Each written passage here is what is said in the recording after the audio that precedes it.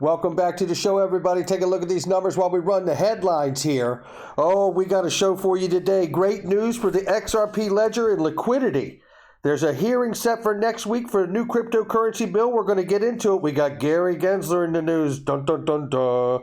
Perry Boring on the stablecoin comments and legislation from Michael S. Barr, former Ripple advisor. The White House proposing a new ban of Bitcoin and proof of work. We got that and so much more. Somebody roll that beautiful intro.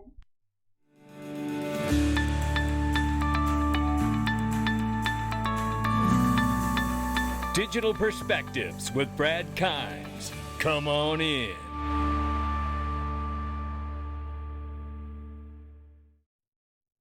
Welcome back to the show, everybody. You can follow us on TikTok, YouTube, Twitter, and Facebook for exclusive content. Right now, $1.016 billion for crypto market cap. Give Corn Paprika a follow. Download that mobile app because it's bad to the bone. Bitcoin right now, 19,100 plus. Ethereum, 1,600 plus. And XRP at the number 7 spot is 33 cents this morning. Let me tell you a little something about Glint. You guys know I love working with them. And I love being a customer even more. And I'm not kidding. And let me tell you about the breakthrough that they have. Not only are they in the process with a new team of developers to build the bridge from crypto to gold, they've already made gold money. And it's amazing because you've seen me use it, and I use it all the time, and it's becoming a habit. I love being able to use my gold card for money. But look, for the first time, they've opened up to wealth managers for unprecedented liquidity for their clients. Don't forget, it's physically allocated gold. It's kept in Brink's vault, and it's Lloyd Bank of London insured. Link is underneath the video, and if it's not in your area, head on a swivel. It will be soon. All right, let's start with this right here. Ford making big moves into the NFTs and metaverse. You know, this goes along with so many brands that we've reported over the last couple months, just in that window of time frame. LG and other companies that are moving into this space. You can see that, look, NFTs, I've said this, NFTs, DeFi, things of that nature, I think are going to absolutely dwarf the crypto space in the long term. I really, really do believe that. Look right here, Kava is crushing it. Now we know that they pushed back their Kava 11 launch a little bit because they're onboarding so much right now. The Kava is growing so fast, and this is more evidence of it right here. Curve is live on Kava. Get some of that. How about that? Make sure you give them a like and follow to keep up with what's going on. Speaking of keeping up with what's going on, we're at Apex Developer Conference. Shout out to Emi Yoshikawa for this one. We'd say when tuned in with the presentation here on new innovation with some wallets. Can you take a look at this right here? Uh-oh. Yeah, that looks amazing. And let me tell you, I'm not a developer. I've said this. There's so many people out here that have this. And look, meeting these people who are really, really working with the ledger every day to create these new use cases and projects is so exciting and inspiring to me. I don't have this knowledge, so I really have a great respect and appreciation for each one of these people. But let me tell you, when I look at this, just as the layman here, what I see with the Sun Wallet is I just see the opportunity for it to become a more useful version of your own personal finance, right? And the Google and Apple Play Store all combined in one, right? It's just remarkable to me what's really taken shape with the Sun Wallet or Zoom Wallet, however you say it. I got to find out how to say that right. But nevertheless, very exciting what's taking place. And I just want to highlight a couple people and pictures from yesterday that were so incredible. Obviously, you all know who Matt Hamilton is. There's DAI right there, myself and Aaron. I tell you, these guys were so cool to meet. And this is Xbot Club right here. He was really awesome. Yeah, I got the hat from XRP Bag. Shout out to him. You'll see him right here. Yeah, we were hanging. It was such a cool experience. And Patrick, to meet Patrick and his buddy Face, you talk about two guys that really know what's going on in this space. I wish I had more time to be able to talk with them because this gentleman and his friend that he had with him, Face, they both know so much about this space. And this is Bradley Martin for Liquid Acre right here. This here is TJ, yeah, a performer. Great to hang and speak with him. And this is Brandon right here who watches the channel and DAI too. And so a couple couple others. And, it just felt so good to be able to meet some of these people in person. And you guys saw all of this with Craig DeWitt, Matt Hamilton, Emi Yoshikawa. I mean, just a remarkable experience. And I'm sure I'll be back there in just a little bit today for the rest of that closeout. But here's some exciting news about the XRP ledger and liquidity right here. And shout out to Wojak for this. The automated market maker amendment introduced has been proposed as a PR on Ripple's code base. We go into this, and basically it says the amendment will allow XRP Ledger users to deposit, withdraw, and govern on automated market maker AMM instance pool. The most interesting part about this amendment is it incentivizes liquidity providers on the native DEX, which improves XRP's bridging feature as there's more liquidity. And let's not forget this one. A feature on an AMM instance would continuously auction off trading advantages to arbitrageurs, charging them a fee and giving these earnings to its liquidity providers. Regarding the governance mechanism, an automated market maker instance also provides governance rights to the largest stakeholders of AMM instance. This allows them to vote on trading fee the instant charges. The next phase for this amendment is to pass testing and reviews. It will then be up on the XRP ledger as a votable amendment. This whole amendment screams liquidity. How about that? Shout out to Wojak for that. I tell you, this is things, I just feel like things are moving very quickly, especially if you're not looking at price, you're looking at fundamental news. And on the government front, thanks to Eleanor Tarrant, we know that there's a hearing set for next Wednesday.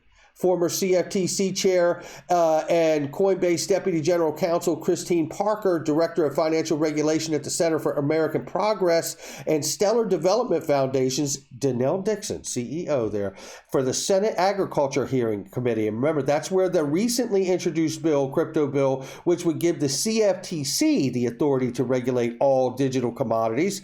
The question still remains is who's deciding which are digital commodities and which are digital securities. Because if it's up to this guy, dun, dun, dun, dun, then it's not going to be good because this guy sees everything. Most crypto tokens are securities and come under the SEC. Crypto exchanges, broker-dealers, lending platforms should register with the SEC. Some stable coins may be securities, he says even, right? He hasn't changed his message. If there's one thing we could give Gary Gensler, and he has not wavered one single bit, and you can see right here, crypto doesn't need more guidance. Gary Gensler just says, it's us. Just come see us. That's what his big pitch is, right? And then when you do, he's going to sue you, right? Just like he did Library, just like he did Ripple, right? So crypto doesn't need more guidance. Obviously, it goes through this, and you guys know all this. I don't want to spend a lot of time, and I don't want to get everybody gaslit.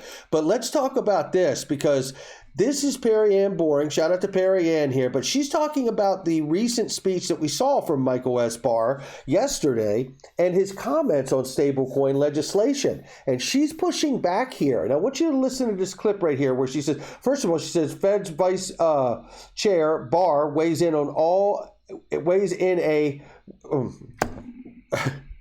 let me read this again.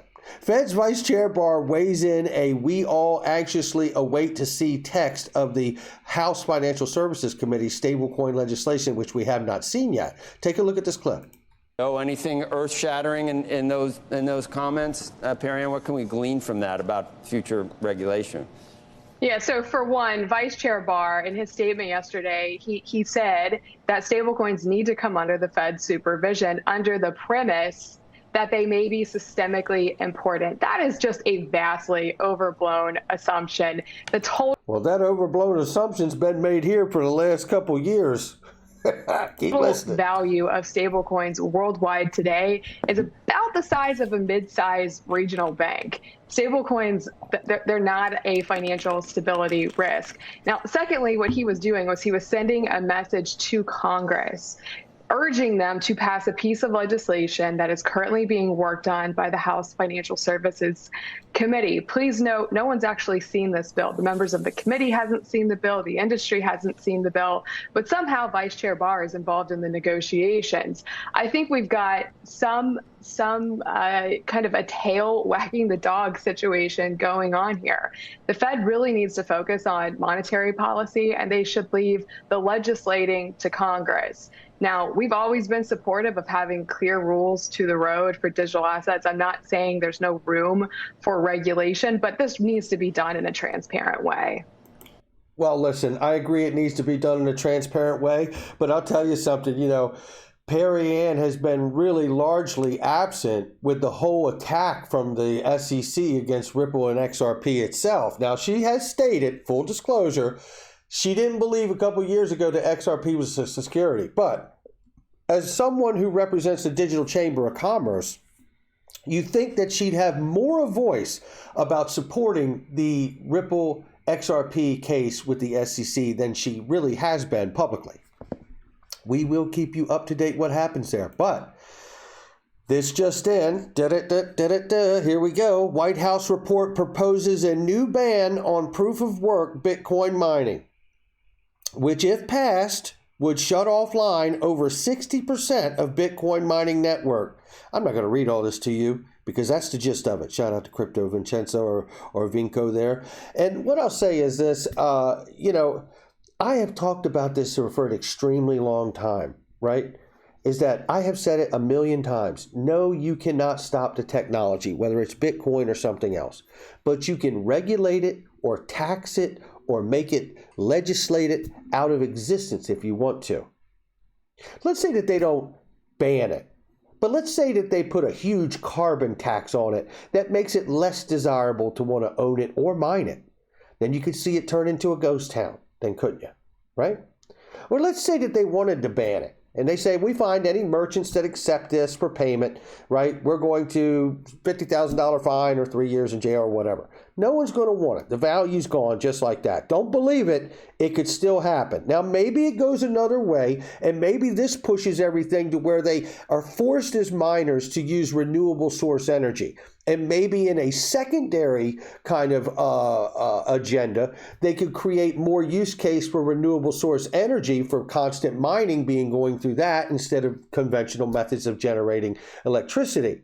And maybe that spurs innovation for other things through renewable source energy. I'm trying to look at both sides here, right? But what I can tell you is that it's not good with the narrative of the world of this going green, carbon neutral environment that we're all moving towards, and Bitcoin is struggling in the game. They need to come up with something that gets the crosshairs off their back. And this is Michael S. Barr, former Ripple advisor here from the speech yesterday. Shout out to Riz for this. I want to play this for you, and shout out to 801 XRP right here. This is what you need to hear from Michael S. Barr. Check it out. Let me say a bit more about how innovation plays into this goal of making the financial system fairer. We should welcome financial innovation as a positive force that can increase access and lower costs for individuals and for businesses. That said, innovation can also introduce new risks. We have already seen occasions, for example, when uses of new technologies and data can raise serious concern about violation of the fair lending laws. As innovative financial products develop and grow rapidly, excitement can outrun the proper assessment of risk.